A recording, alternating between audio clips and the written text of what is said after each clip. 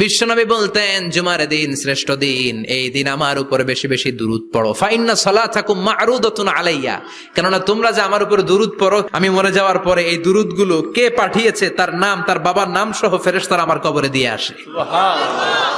সাহাবারা বললেন, ইয়া রাসূলুল্লাহ কাইফা সালাতুনা মা'রুদাতুন আলাইক, আপনি মরে যাওয়ার পরে আমাদের দুরূদ কেমন করে আপনি দেখবেন? ওয়াকাদ আরিমতা, আপনি তো পচে গলে মাটির সাথে মিশে যাবেন। বিশ্বনবী বলেন, ইন্নাল্লাহা হাররামা আলাল আরদি আন তাকুলা আজসাদাল আম্বিয়া, নবীদের লাশকে খেয়ে ফেলা, নবীদের লাশকে পচিয়ে ফেলা জমিনের সব মাটির জন্য আল্লাহ হারাম করে দিয়েছে। নবীদের লাশ পচে না, নবীদের লাশ গলে না। যারাই বিশ্বনবীর উপর দুরূদ পড়বেন, আপনার নাম সহ, আপনার বাবার নাম সহ, মালাইকাতু সাইয়াহিন, একদল ফেরেশতা আছে শুধু রাউন্ড দেয় গোটা ওয়ার্ল্ডে। কারা বিশ্বনবীর উপর দুরূদ পড়েছে, এই দুরূদ নিয়ে, এই নাম নিয়ে বিশ্বনবীর কবরে তারা পৌঁছে দেয়। চিল্লায়